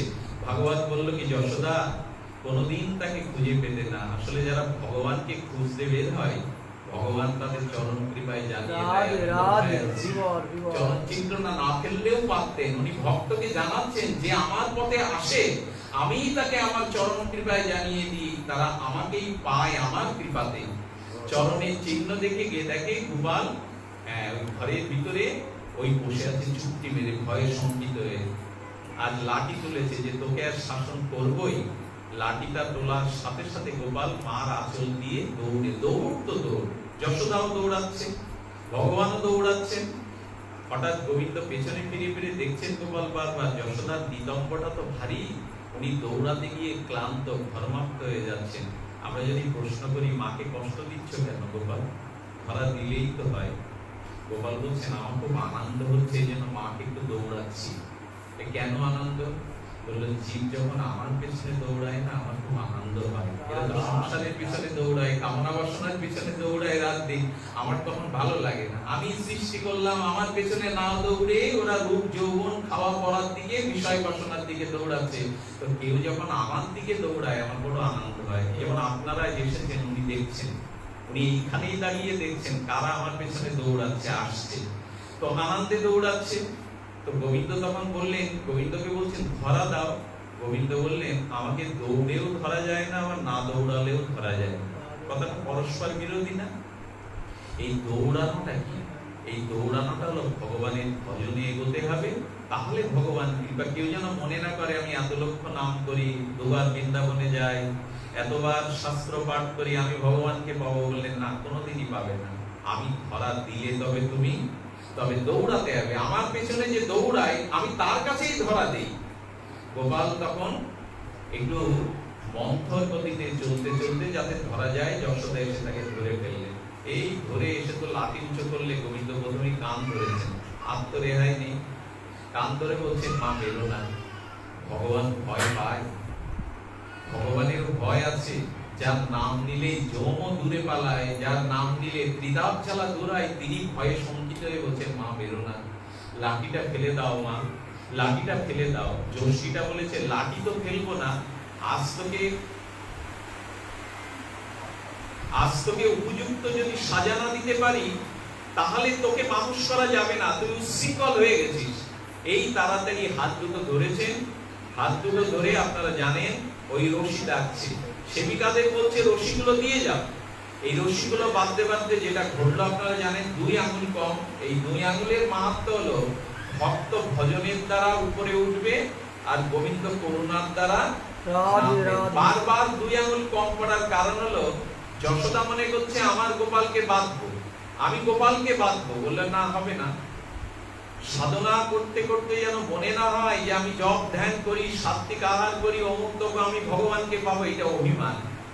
অর্থাৎ যখন ভজন করতে করতে তার অভিমান দূর হবে, এই হলো এক আঙুল সাধনা আর করুণা যুক্ত হলেই গোবিন্দকে বাঁধা যায়। গোবিন্দকে বাঁধলেন একটা কাঠের সাথে, উদুকল মানে ঢেকির মতো একটা কাঠের সাথে বাঁধলেন, বেঁধে যশোদা ভেতরে গেলেন। এরপরে জানেন যমন অর্জুন উদ্ধার হলো। নন্দ বাবা, আমি সমাপ্ত করছি, নন্দ বাবা এসে বলছেন গোপাল তোকে বাঁধলো কে? নন্দ বাবা তো এইসব জানেন না, রাজকার্যে থাকেন, তোকে বাঁধলো কে? গোপাল মনে করছেন এখানে বললেও বিপদ, সত্যি কথা বললেও ইনিও মারবে, কারণ যশোদার হৃদয় আর বাবার হৃদয় হলো একই সাথে গড়া, এরা একই রকম। যশোদা মা তো বেঁধেছে মেরেছে, আর ইনাকে বললে কি জানেনি করবে। বলে গোপাল কি হয়েছে তোর, বন্ধুরা বেঁধেছে? না বাবা, মা বেঁধেছে, আমি চুরি করিনি, তবু মা বেঁধেছে, একটু দয়া দাক্ষিণ্যের জন্য নিয়ে বলছে। বলে যশোদা এত নিষ্ঠুরা, তোকে বাঁধলো, আই তো। এই বাঁধন খুলে দিয়ে নন্দ বাবা ঘরে যাওয়ার পরে বলছে গোপাল কি রে, খেতে যাবি না? বলে আজ আর মায়ের কাছে যাবো না, কোনোদিনই যাবো না। বাবা তোমার কাছে থাকলে হয় না? বলে ভালো কথা, থাক গোপাল, আর যেতে হবে না। দাদা বলরামকে ডেকে নিয়ে বলছে আর মার নাম নেব না, আর মার কাছে যাব না। এই ঠিক আছে। নন্দ বাবা বললেন আপাতত তো রাখি, তারপরে ও এমনি মামা করে দৌড়াবে, মায়ের কাছে ছাড়া যাবে কোথায়? দুপুরে কি করেছে? দুপুরে যমুনা থেকে স্নান করিয়ে পদ্মিনী গাভীর দুগ্ধ, সুগন্ধি পদ্মিনী গাভীর দুগ্ধটা জাল দিয়ে গাঢ় করে মিশ্রি ফেলে দিয়েছে। এই মিশ্রি ভেজানো দুগ্ধটা পান করে গোপাল বলছে মায়ের দুধ আর কি কাজ বাবা, এই ফেলেই তো চলে যাবে। আরে মিশ্রি মিশানো পদ্মিনী গাভীর দুগ্ধ তো এত সুন্দর, আর মার কাছে যাব না বাবা। বলরাম দাদা এই তো এই খেয়ে থাকবো। এই যখন সন্ধ্যা নেমে গেছে তখন নন্দবাবু বলছে সারাদিন রাখতে পেরেছিলাম, রাতে তো রুখে রাখা সম্ভব না। আরে এখন কি করি? থাক গোপাল থাক, আমার কাছে থাক, মার কাছে আর যাবি না, মা তোকে বেঁধেছে। এখন রোহিণী মা চলে এসছে। রোহিণী মা এসে নন্দবাবুকে বলছে মহারাজ নন্দরানী তো সারাদিন খায়নি, ওকে বেঁধে গিয়ে এই মেঝেতে পড়ে রয়েছে, সারাদিন স্নানও করেনি, খায়নি। মনে মনে বলছেন তা করুক কি, অত রাগ, ছেলেকে অত বাদ পেত, না খেয়ে পড়ে থাকুক। গোপাল যাবি? জ্যাঠাইমার দিকে আড়ে আড়ে তাকিয়ে বলছেন বাবা বলে দাও এখন এত দরদ কেন? জ্যাঠাইমা রোহিণীকে বলছে গোপাল এখন এত দরদ কেন? যখন বাঁধে আমি চিৎকার করে ডেকেছিলাম জ্যাঠাইমা আমাকে বাঁধছে, মা তুমি রক্ষা করো, কোথায় ছিলে তখন তুমি? ওকে বলে দাও বাবা আমি যাব না। অপূর্ব ভগবানের লীলা, ওকে বলে দাও আমি যাব না। হঠাৎ করে তখন বলে বসেছে সারাদিন নন্দরানী কিন্তু খাননি, উনি খুব দুর্বল, কিছু একটা কিন্তু হয়ে যেতে পারে। এই গোপাল তখন উঠে দাঁড়িয়েছে, যেই বলেছে যশোদার কিছু হয়ে যাবে, ভালোবাসা তো তোর ভেতরে বইছে। সঙ্গে সঙ্গে বলছে বাবা কি বলে গেল? বলে তোর মা তো সারাদিন খায়নি, উপবাসে আছে, মেঝেতে পড়ে আছে, যদি কিছু হয়ে যায়, যদি কিছুটা তোকে বলতে পারে, যদি মরে যায়। যেই বলেছে যদি কিছু হয়ে যায়, গোপাল আর দৌড়ে গিয়ে যশোদা বলে মা আমার বলে কোলে গিয়ে উঠলো। এইগুলো প্রীতি। যখন কোলে গিয়ে উঠলেন, যশোদা চোখের জলে গোবিন্দকে ভিজিয়ে দিয়ে আর স্তন্য পান করতে লাগলেন। এই লীলা স্মরণের জন্য এই মাসটা, এই দামোদরের উপাখ্যানটা এইটা। এবং এখানে বলে কুবের আত্মজ্জ বন্ধমুক্তৈব যতবাদ তয় মৌচিত ভক্তি বাজকৃতচ্চ, উনি বন্ধন মুক্ত করেছিলেন যমল অর্জুনের। আমরাও গোবিন্দের কাছে প্রার্থনা করি, আমরাও শ্রী ভগবানের কাছে প্রার্থনা করি যাতে আমাদের এই ভববন্ধন তিনি মুক্ত করেন। হে প্রভু দামোদর, হে ভক্তবৎসল, আমরা তোমার চরণে পরম আকুতি নিয়ে আছি, জানে আমাদের এই বন্ধন থেকে আমরা মুক্ত হতে পারি।